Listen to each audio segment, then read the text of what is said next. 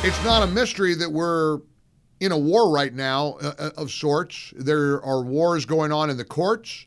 There are battles in the streets of America. Tesla owners are being targeted by lunatics on the left, by domestic terrorists. A lot of challenges about immigration, what we do with illegals. I saw a story out of New York. There was going to be a New York City law that allowed illegal immigrants to vote. And I know that sounds stunning, but it's true. But the New York Court of Appeals came along, the top court in New York blocked the law by a vote of 6-1. And I kept thinking about the one judge who voted for it. I'm sitting here wondering, who in the world, how are you a judge and you think it's normal to give illegal immigrants the right to vote? Right now, the judiciary is all the Democrats have to try to stop Trump's agenda. The only thing they've got, they can scream, they can yell, they can bay at the moon, but they have judges who are willing to stick their neck out and at least delay implementation of Trump's agenda. I want you to hear, before we bring in our guest, and we're going to talk about why Wisconsin and the Supreme Court race there matters. I want you to hear what Chuck Schumer said last night on PBS, bragging about the progressive judges who are trying to thwart the Trump administration agenda. There are those who believe that we are in real time living through an assault on the constitutional order. Do you believe that we are in a constitutional crisis right now? Yes, our democracy is at risk because Donald Trump shows that he wishes to violate the laws in many, many different ways. The good news here is we did put 235 judges, progressive judges, judges not under the control of Trump last year on the bench, and they are ruling against Trump time after time after time. And we hope that the appellate courts, when it gets up there in the Supreme Court, will uphold those rulings. See, that's what they think is their ace in the hole. Now, there is a fight. There's no question, and we've got to fight back too. Not with violence, not even with vicious, horrific rhetoric. We've got to fight back with common sense, with the rule of law, and we have got to stop the weaponization of these courts. Look, this is going to all wind up in the Supreme Court. In many cases, there will be instances where state Supreme Courts decide. Americans for Prosperity, one of our sponsors, and we're always proud to partner with AFP. They're on the ground in a big way in Wisconsin. In fact, AFP Wisconsin has contacted over 192,000 voters, making sure Wisconsin voters know about how crucial the Wisconsin Supreme Court race is. Megan Novak has served as the legislative director for Americans for Prosperity Wisconsin since 2019.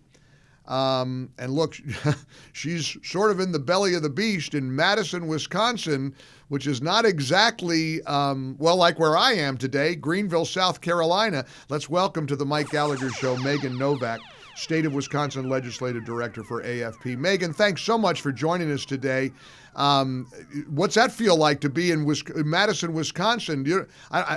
Is the Americans for Prosperity meetings held in like a phone booth? You know, I don't live in Dane County, thankfully, but every time I cross the county line coming into the office, I hold my pocketbook a little bit tighter just because I know they're trying to take every penny they can from me.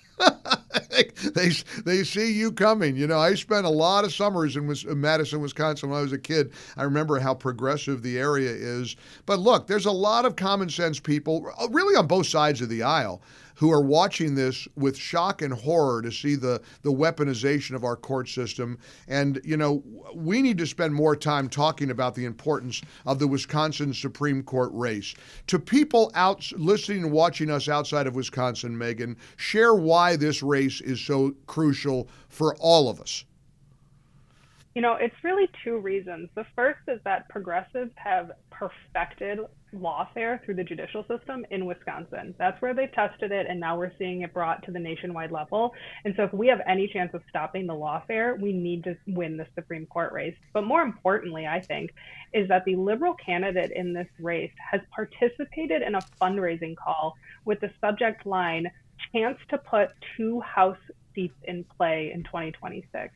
What that means is that the progressive left is hoping to win the Supreme Court race seat in Wisconsin to be able to gerrymander 2 congressional seats in favor of the Democrats to be able to take the House majority and to put an end to Trump's agenda.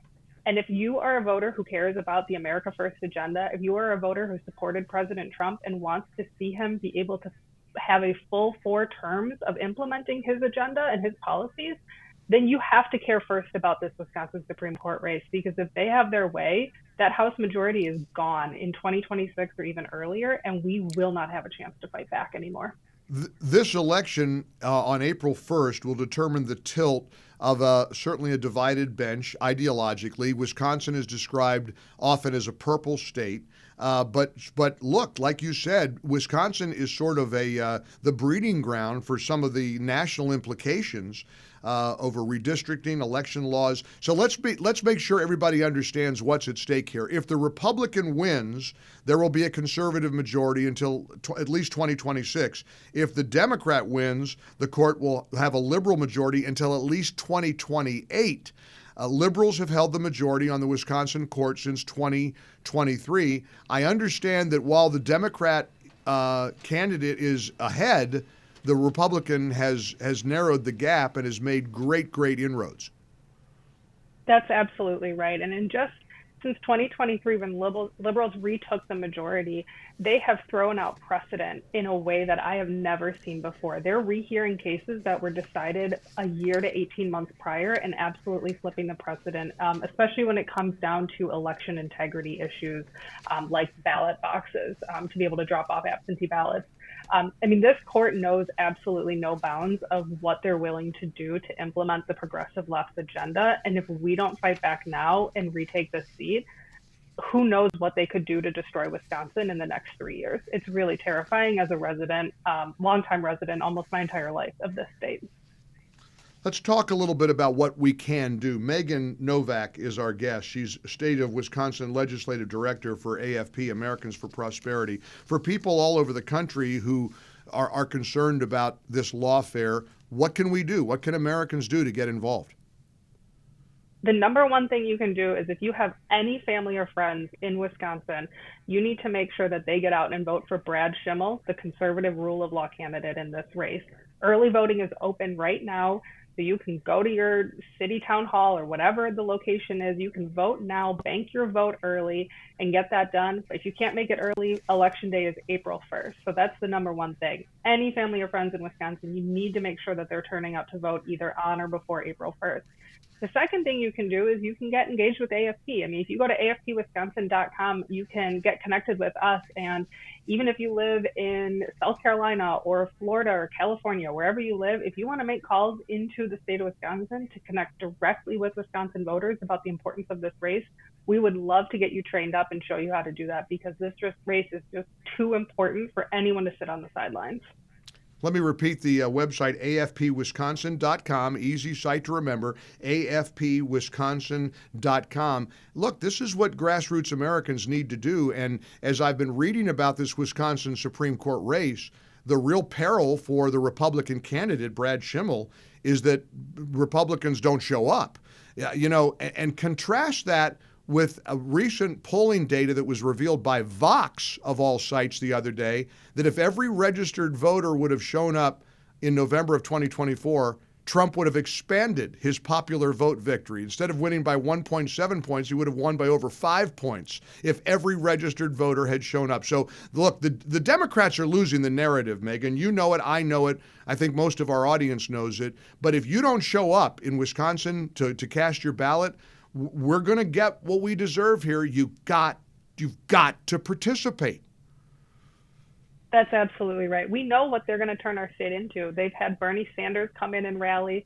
They've had Minnesota governor and failed vice presidential candidate Tim Walz come over the border instead of dealing with the problems in his own state to try and rally voters for the progressive left candidate, Susan Crawford. I mean, you can see the sign above my shoulder. Do not Minnesota my Wisconsin. Do not turn this great state home to so many great conservative reforms in the last decade and a half into Minnesota or even Illinois. We just can't risk it. Well, we got a simple call to action to the Mike Gallagher Show family of listeners and viewers. Real simple. In Wisconsin, you got to be sure you vote on April 1st or before. And throughout the country, support Americans for Prosperity because they're doing the work. And we're so grateful to you, Megan Novak, and your entire team, not only in Wisconsin, but nationally. Go to afpwisconsin.com, afpwisconsin.com. Megan Novak, thanks for joining us. Keep fighting the good fight. For full shows, live and on demand, it's Salem News Channel.